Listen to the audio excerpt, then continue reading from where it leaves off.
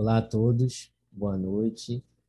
É com muito prazer que a gente inicia hoje, aqui no Centro Espírita Discípulos de Jesus, uma etapa em comemoração aos 162 anos do livro O que é o Espiritismo, uma das obras do nosso codificador Allan Kardec. E para começar, antes de qualquer coisa, a gente vai ler uma página que está lá no livro Vinha de Luz, no item 68, que se chama No Campo. E Mateus cita Jesus assim: o campo é o mundo.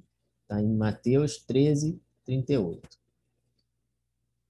Jesus tem seu campo de serviço no mundo inteiro. Nele, naturalmente, como em todo campo de lavoura, há infinito potencial de realizações, com faixas de terra excelente e zonas necessitadas de arrimo, corretivo e proteção. Por vezes, após florestas dadivosas, surgem charcos gigantescos requisitando drenagem e socorro imediato. Ao lado de montanhas aureoladas de luz, aparecem vales envolvidos em sombra indefinível. Troncos retos alteiam-se junto de árvores retorcidas. Galhos mortos entram em contraste com frondes verdes repletas de ninho. A gleba imensa do Cristo reclama trabalhadores, devotados, que não demonstrem predileções pessoais por zonas de serviço ou gênero da tarefa. Apresentam-se muitos operários ao Senhor do trabalho, diariamente, mas os verdadeiros servidores são raros. A maioria dos tarefeiros que se candidatam à obra do mestre não seguem além do cultivo de certas flores, recuam à frente dos pântanos desprezados, temem os sítios desertos ou se espantam diante da magnitude do serviço, recolhendo-se a longas e ruinosas vacilações ou fugindo das regiões infecciosas. Em algumas ocasiões, costumam ser hábeis horticultores ou jardineiros. No entanto, quase sempre repousam nesses títulos e amedrontam-se perante os terrenos agressivos e multiformes. Jesus, todavia, não descansa e prossegue aguardando companheiros para as realizações infinitas, em favor do reino celeste na terra. Reflete nesta verdade e enriquece as tuas qualidades de colaboração, aperfeiçoando-as e intensificando-as nas obras do bem indiscriminado e ininterrupto. É certo que não se improvisa um cooperador para Jesus. Entretanto, não te esqueças de trabalhar dia a dia na direção do glorioso fim.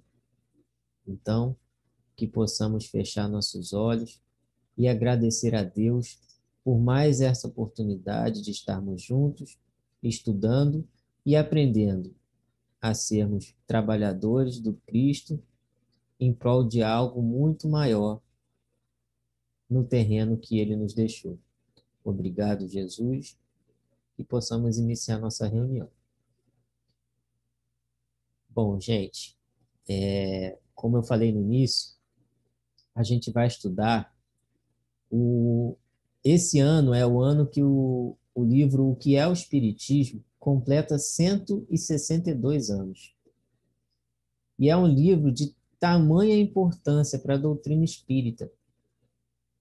O livro que é o Espiritismo ele foi publicado em junho de 1859. Então a gente não está só no ano, a gente está também no mês, aniversário do livro O que é o Espiritismo. Ele é uma introdução didática sobre o Espiritismo.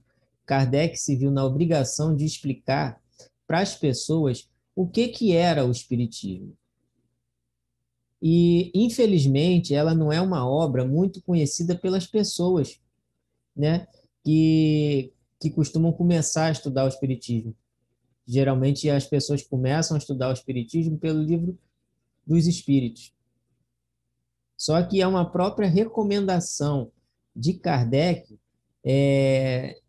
que está lá no Livro dos Médiuns, que ele orienta a gente a seguir uma ordem. Para quem quer estudar o Espiritismo, ele orienta que comece por esse livro, que é justamente o que é o Espiritismo. E a primeira edição desse livro, ela é bem fininha. Ela começa em junho de 1859, ela é bem fininha, e aí quando chega na terceira edição, ela já está um pouco mais encorpada, né? E hoje a edição que a gente utiliza, que é traduzida para a nossa língua, para o português, é a sexta edição, que está bem mais remodelada, com pelo menos 200 páginas, que é de janeiro de 1862. Essa obra, ela foi tão importante na época, e agora também, né, que na primeira edição ela já tinha traduções para o polonês, para o espanhol, para várias línguas. Isso na primeira edição. Uma repercussão muito importante para o movimento espírita na época. E é interessante também que logo no prefácio, Kardec ele apresenta essa obra e já responde a pergunta sobre o título, né? O que é o Espiritismo? Claro, de forma sintética. Ele já responde.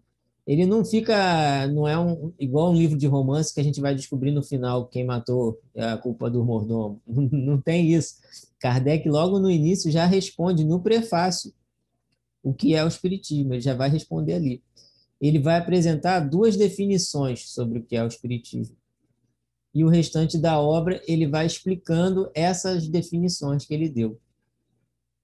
Essa obra está dividida em 3 capítulos. E no capítulo 1, que é uma pequena conferência espírita, a gente vai encontrar os diálogos. E é justamente dentro desse capítulo 1 que a gente vai estudar, que é o diálogo com o crítico.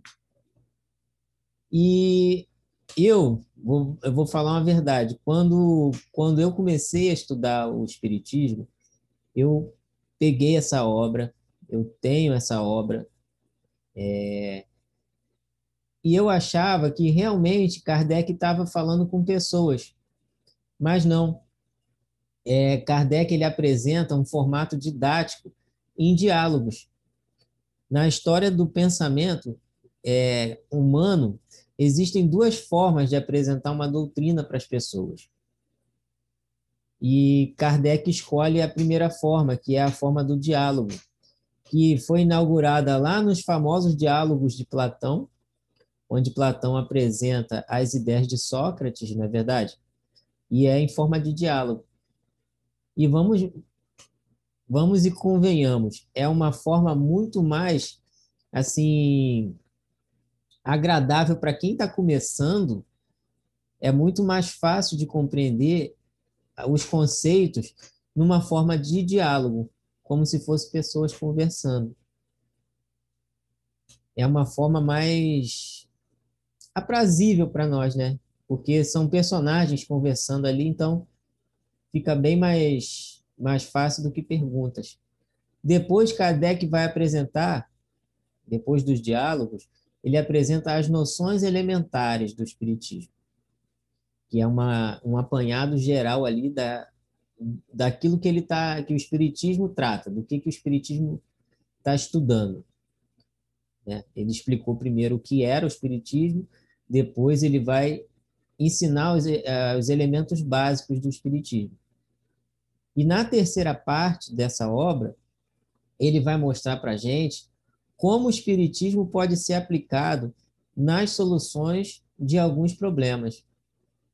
Então, tanto nas noções quanto nessas aplicações, Kardec ele adota uma segunda forma mais prática de se apresentar uma doutrina, que são perguntas e respostas.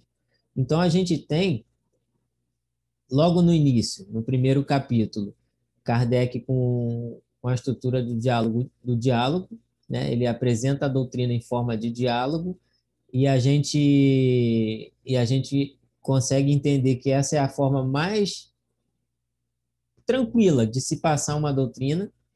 A gente vai ter exemplos de Jesus. Jesus dialogava com os seus discípulos, né? Muitas das passagens que a gente conhece de Jesus São conversas entre uma pessoa e outra. Volta na história que a gente vai perceber que muitas coisas que a gente aprende, na escola até, são em forma de diálogo, historinhas, parábolas, né? Então, o leitor ele tem uma forma agradável de ter uma visão geral do Espiritismo, porque essas duas formas, os diálogos e as perguntas e respostas, são as mais fáceis de se passar uma doutrina. Então, por que por que a forma de diálogo, né? Sob essa forma de diálogo, o primeiro capítulo desse volume ele vai ter respostas. Isso aí, Kardec, eu vou ler igualzinho Kardec anotou. Kardec explica por que a forma de diálogo, tá? Então, tá assim, ó. Sob a forma de diálogos, o primeiro capítulo deste volume encerra respostas às observações mais comumente feitas por aqueles que desconhecem os princípios fundamentais da doutrina, e bem assim a refutação dos principais argumentos de seus contraditores. Esta forma nos pareceu mais conveniente por não ter a aridez da dogmática. Imagina isso são palavras de Kardec. Imagina isso no surgimento lá do Espiritismo e a gente sabe o quanto foi importante e ainda é essa obra. Ele dá praticamente mastigado, né? Para quem quiser aprender. Ele dividiu esses diálogos em três grandes personagens, que não, esses aparece o crítico, o cético e o padre, né? Na verdade, não existem essas pessoas. São pessoas que ele criou para fazer essa forma de diálogo. Então, ele divide em três. O crítico, que é esse que a gente vai estudar, ele vai responder às dúvidas preliminares sobre os princípios fundamentais da doutrina espírita. Questões que as pessoas sempre ouvem falar. Quem são os espíritos? Como se dá a interação com as pessoas? Geralmente são aquelas questões mais básicas, que são realmente dúvidas que todos nós temos no início. Se a gente voltar no tempo, quem não é espírita desde a infância, como eu não sou espírita desde a infância, então, assim que eu entrei no centro, muitas pessoas que não eram da doutrina espírita vinham me questionar, né? Ah, mas eu nunca vi um espírito, eu nunca vi ninguém voltar para contar como foi. Aí eu pensava, pô, voltou. Tá lá no céu e inferno, voltou. Tem um livro inteiro falando sobre isso e outros livros falando. Mas enfim, as pessoas começam a te perguntar muitas coisas, né? Para mim perguntavam muitas coisas sobre as coisas básicas e geralmente a gente não sabe responder. E quando é em forma de diálogo, fica muito mais fácil. Depois, Kardec vai falar com o cético. Ele vai responder objeções feitas pelos céticos da época, que não acreditavam em nada. Aquelas pessoas que não acreditavam em nada, já tinham a intenção de não acreditar no Espiritismo. E ele vai dar, desculpa, ele vai dar respostas levantadas por esses céticos. Porque se a gente lembrar, Kardec recebia muitas cartas, tanto falando bem quanto criticando. Ó, não aceito isso, você falou besteira nisso. Então, ele tinha material para criar esses diálogos. E depois ele vai dialogar com o padre. Para o padre, ele responde às objeções que a igreja fez na época, que foram muitas. Imagina um mundo inteiro católico, em sua grande maioria, lá na região lá de Kardec, quantas igrejas tinham, que começam a falar de espírito, disso, daquilo outro, a igreja vai refutar, né? Então, Kardec oferece respostas para muitas das coisas que a igreja falava que não era certo. Então, com essas respostas, ele alcança, com todos esses personagens, o padre, o cético e o crítico, ele vai alcançar as pessoas iniciantes e cheias de dúvidas, certo?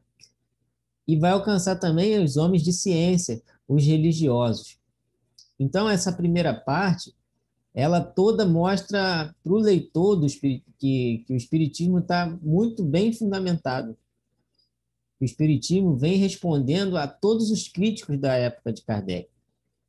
E o mais interessante é que os críticos de hoje, eles apresentam as mesmas críticas daquela época lá. Ah, não existe espírito, não acredito nisso, por causa disso, disso, que se parecem para procurar respostas que se eles parassem para procurar as respostas que eles tanto criticam, eles já veriam todas respondidas. É só a gente pegar e mostrar aqui, ó, o que é o espiritismo. Já estaria tudo ali respondido, ou pelo menos a grande maioria delas. Por isso a importância de nós estudarmos essa obra. E é por isso que ela é a primeira da lista, era elaborada pelo próprio Kardec, ali em cima, ali, ó, o topo da lista, para a gente iniciar os estudos no Espiritismo. Ou seja, as respostas aos críticos permanecem atuais. Essa primeira parte toda prepara o leitor para o Espiritismo, para entender primeiramente ali o que é o Espiritismo, para depois Kardec começar a desenvolver. Vamos. O Kardec, o moço do cavanhaque, era, nas palavras atuais, sinistro demais, né? Ele era sinistro demais. Ele tinha uma didática fenomenal. Imagina, ele explica já de cara o que é o espiritismo, para a gente não ficar com aquilo na cabeça, quem está iniciando, e depois a gente só vai lendo. Eu lembro que depois de eu ter lido isso, quando você pega o livro dos Espíritos e começa a olhar, tu fala, não, tá certo isso, tá certo isso. Você não tem como debater, porque você já entendeu o que é o Espiritismo, né? Então, para não nos estendermos muito, para a gente não acabar entrando na matéria dos próximos estudos, nos próximos diálogos que a gente vai ver mais para frente, com outras pessoas falando aqui para vocês, a gente vai pegar alguns trechos desse diálogo do crítico e a gente vai tentar explicar o melhor possível, tá bom? Bom, ele já inicia o diálogo, ele que eu estou dizendo, o crítico, afirmando que não existe espírito. O crítico já inicia o diálogo falando com Kardec que não existe espírito, que aquilo é imaginação. Ele diz que está convencido disso. Mas para dar uma colher de chá para Kardec, ele vai dar uma oportunidade para Kardec provar isso, provar que ele está errado. É muito abusado, né? Aí ele fala assim: você pode deixar eu assistir uma ou duas manifestações, aí eu vou poder ver se e tentar me convencer. Ele fala com outras palavras, mas é isso que ele fala. E a conversa que segue é bastante interessante e a gente percebe a simplicidade de Kardec. Mesmo sendo a grande personalidade que Kardec era, ele em nenhum momento usou a influência que ele tinha como educador, cientista, pessoa muito conhecida na época na área de educação, para provar as ideias dele. É até mesmo por isso que ele não se apresenta com um verdadeiro nome nas obras dele, né? Que é Hippolyte Léon Denisard Rivard. Ele muda o nome, ele bota lá Allan Kardec, um ilustre desconhecido. Então, o crítico quer dar uma colher de chá. Ó, vou deixar você me provar que você está certo. Como se Kardec tivesse a obrigação de provar. Então, o crítico ele fala para Kardec que seria um milagre se convencesse ele de que os espíritos existem, porque ele é um grande antagonista, um cara muito contrário da doutrina espírita. Então, nas próprias palavras de Kardec, vocês me permitem ler aqui, Kardec fala assim: eu lamento, mas não tenho o dom dos milagres. O senhor pensa que uma ou duas sessões serão suficientes para convencê-lo? Isso seria realmente um verdadeiro esforço. Para que eu mesmo ficasse convencido, foi preciso mais de 1 ano de trabalho, o que pode lhe provar que, se eu o conseguir, não foi de uma forma irrefletida. Pensa um pouquinho no que Kardec está dizendo. Então, a gente vai poder ver a humildade do Kardec, né, do codificador, ao mostrar o erro do crítico ali. E, ao mesmo tempo, a gente vai ter uma visão do tamanho do esforço que ele mesmo fez para a elaboração da doutrina. Às vezes, as pessoas de fora pensam que Kardec botou a mochilinha nas costas, resolveu sair perguntando as coisas para um monte de gente que dava manifestação e pá, né? Pronto, fiz a doutrina espírita, tá pronta. E isso está totalmente distante da realidade. Tem nada a ver isso. Kardec, como cientista, levou uma grande quantidade de tempo, levou muito tempo para começar a elaborar a doutrina espírita. Quem teve a oportunidade de ver o filme sobre a vida de Kardec, que inclusive a gente consegue ver, quem tem Netflix, procura lá Kardec, né, que vai achar, vai ter uma ideia desse filme. Ele passava madrugadas escrevendo. E não tinha luz elétrica, era luz de vela. Respondendo ali, enviando cartas, elaborando, organizando perguntas e recebendo respostas. No filme a gente vê isso, né? Milhares de cartas eram enviadas e milhares delas acabavam voltando. Ele tinha que organizar tudo, todo aquele conteúdo ali, de maneira que chegasse até o que a gente tem hoje. Imagina, organizar uma pilha de cartas por assunto, porque mesmo as respostas sendo... Ele mandava as mesmas perguntas para um monte de médium e recebia um monte de resposta. Então ele tinha que organizar aquilo por assunto, porque não chegava tudo organizadinho. E ele tinha que botar aquilo explicado de maneira didática e depois ele tinha que separar de uma forma estrutural e didática para organizar a doutrina espírita, de uma forma mais compreensível, né? Então a doutrina espírita, ela não surgiu de uma hora para outra. Ou em uma de suas mensagens, a gente vai ver lá que o espírito protetor de Kardec, né, o espírito de verdade, avisa que ele ia ter uma grande missão pela frente, que muitas pessoas iam dar as costas para ele, ele ia encontrar muitos amigos, muitos inimigos pelo caminho, que esse trabalho adiantaria em pelo menos 10 anos a data da morte dele, de tamanho esforço que ele ia ter que ter, mas que ele traria o Consolador prometido. Então, a doutrina espírita, ela não surgiu apenas com o lançamento das obras ali. O trabalho de Kardec, ele foi tão grande, foi tão intenso, do início ao fim. Quando ele desencarna em 31 de março de 1869, ele já deixou prontinha ali a edição do mês seguinte da Revista Espírita.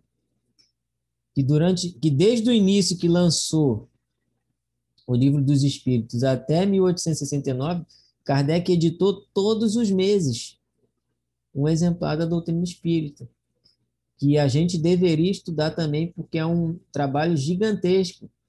Pensa só nisso, em 12 anos, uma revista por mês, acho que é 12 anos, né? De 1857 a 1869, de 12 anos, uma revista por mês, a cada ano fechava e virava um volume, a gente tem 12 volumes, com 12 revistas cada, com diversos assuntos, tudo que você puder imaginar tem ali. Então, Kardec trabalhou pra caramba. Ele não lançou o Livro dos Espíritos, o Livro dos Médios, Céu e Inferno, lançou a Gênese, o Evangelho, ele não lançou as obras básicas e falou, agora estou de férias, vou curtir com Amélie Boudet. Ele não fez isso. Ele teve um trabalho danado e adiantou em 10 anos a data da morte dele. Será que a gente conseguiria? Então, Kardec ele teve um trabalho gigantesco. E por isso ele fala para o crítico que seria impossível, apenas vendo uma ou duas reuniões mediúnicas que o crítico queria ali, para provar a existência dos espíritos. Nós podemos trazer para a nossa realidade, quando em nosso meio encontramos pessoas ali que desconhecem totalmente a doutrina espírita e querem pedir explicação.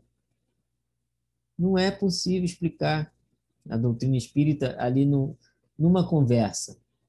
Você não vai conseguir explicar a doutrina espírita numa conversa. É mais fácil você carregar uma cópia do livro que é o Espiritismo, e se a pessoa se interessar, você presentear a pessoa, né? Em uma conversa você não vai explicar. Se realmente a pessoa quer saber mais sobre a doutrina espírita, ela vai ter que estudar. E aí Kardec continua, né? Ele continua a resposta, que eu vou ler aqui. Eu não forço nenhuma convicção quando encontro pessoas sinceramente desejosas de se instruir e que fazem a honra de me pedir esclarecimentos. Sinto o prazer e o dever de lhes responder dentro dos limites dos meus conhecimentos. Nesse ponto, eu me perguntei, será que a gente fica tentando convencer as pessoas a serem espíritas? Costuma acontecer muito, né? Quando a gente está conhecendo uma religião, a gente quer logo mostrar para as pessoas o quanto a gente está se sentindo bem com aquela religião. Mas nem sempre as pessoas querem ouvir o que a gente está falando. E aí a gente fica tentando convencer de todas as maneiras. Duvido quem nunca fez isso. Uma coisa que está acontecendo muito hoje em dia nas redes sociais é que existem discussões para todos os lados sobre o que é ser espírita. Se espírita deve ou não deve se manifestar sobre esse ou aquele assunto. Que fulano, que é espírita, falou, então isso está certo. Mas a gente esquece que o próprio Kardec nunca discutiu religião com ninguém. E na continuação da resposta, ele vai falar assim: quanto aos antagonistas que, como o Senhor, têm convicções firmadas, eu não dou um passo para os desviar delas, já que tenho muitas pessoas bem propensas ao estudo, para perder meu tempo com aquelas que não são. Acredito que nesse ponto da resposta, muitos de nós a gente já deve estar virando assim para o lado, assoviando, disfarçando, né? Porque todo mundo já fez isso. A gente tenta convencer as pessoas, né? Então, lembrando daquele amiguinho que a gente tentou convencer, ir para o centro, isso não se faz, gente. A gente não convence as pessoas. A pessoa que busca. E Allan Kardec vai mais fundo. Mais cedo ou mais tarde, nas palavras de Kardec, pela força dos fatos, a convicção virá e os mais incrédulos serão levados pela torrente. No momento, alguns adeptos, a mais ou a menos, não fariam nenhuma diferença. Eis porque o Senhor nunca me verá preocupado em trazer para as nossas ideias aqueles que têm, como é o seu caso, razões para se afastarem delas. O crítico já veio com preconceito, já veio sabendo o que ele queria, para que ele estava perguntando, já começa por aí, né? Para que ele estava fazendo o questionamento a Kardec. Então, cada um tem o seu tempo, o seu momento ali.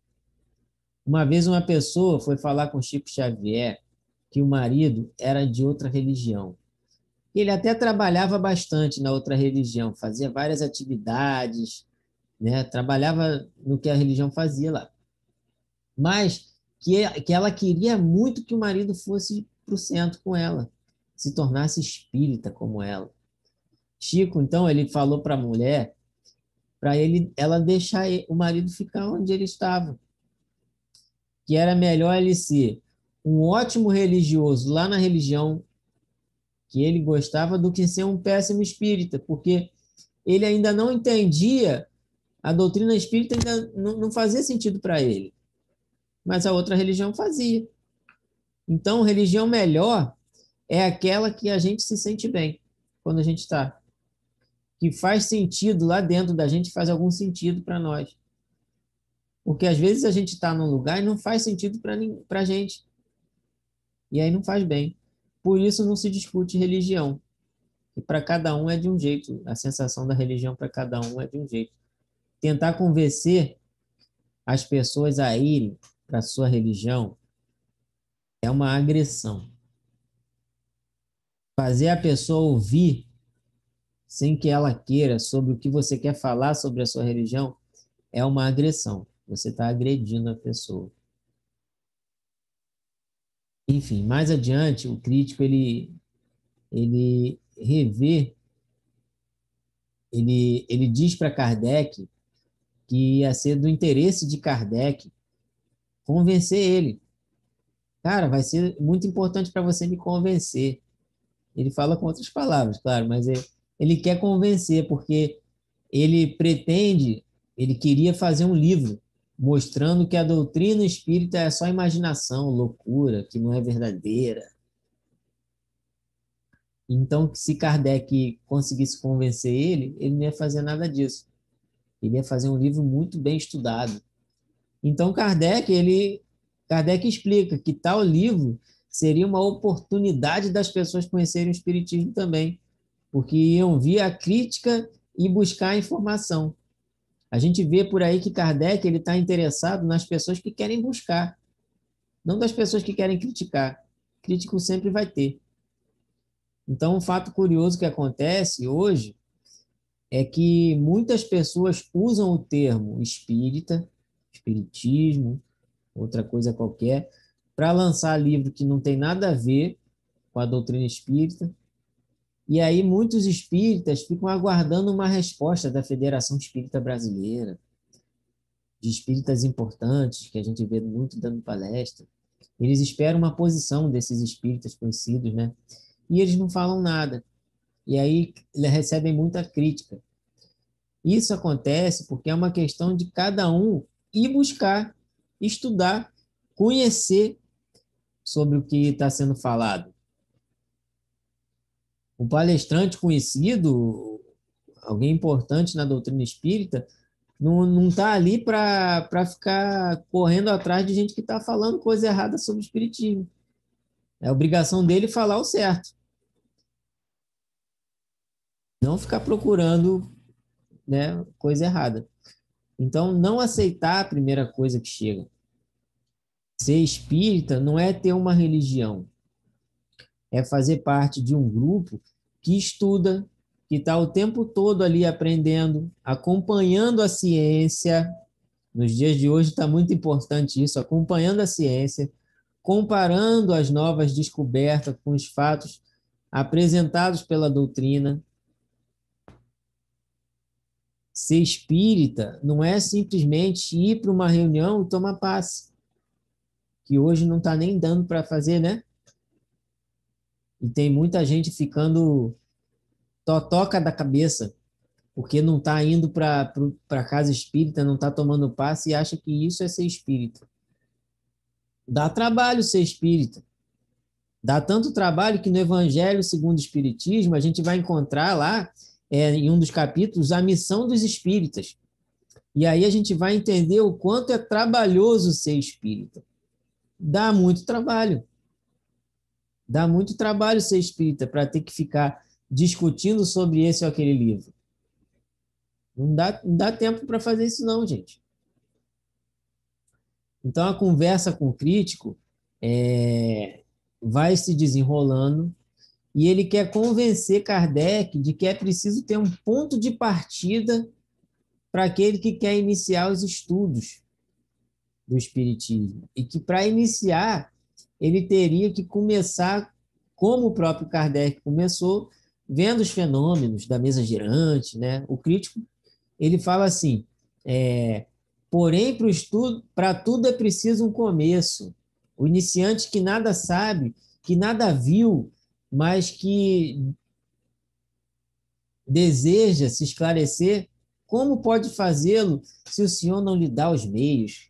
Ele está questionando Kardec. Ele está dizendo que Kardec ele tinha que seguir os mesmos passos que Kardec seguiu para ele saber o que é o Espiritismo. Então Kardec vai responder assim para ele: eu faço uma grande diferença entre o incrédulo por ignorância e o incrédulo sistemático, aquele que só fica em cima ali, não acredita e pronto. Quando vejo em alguém as disposições favoráveis, nada me custa esclarecê-lo. Mas há pessoas nas quais o desejo de se instruir é apenas aparente. Aquele que tem o desejo de se instruir, eu direi, não se pode fazer um curso de espiritismo experimental como se faz um curso de física ou de química. Olha a resposta de Kardec, né? E a gente acha que sabendo tudo de espiritismo, nós somos espíritas. Vai muito além. Vai muito além disso. Bom, é isso, pessoal.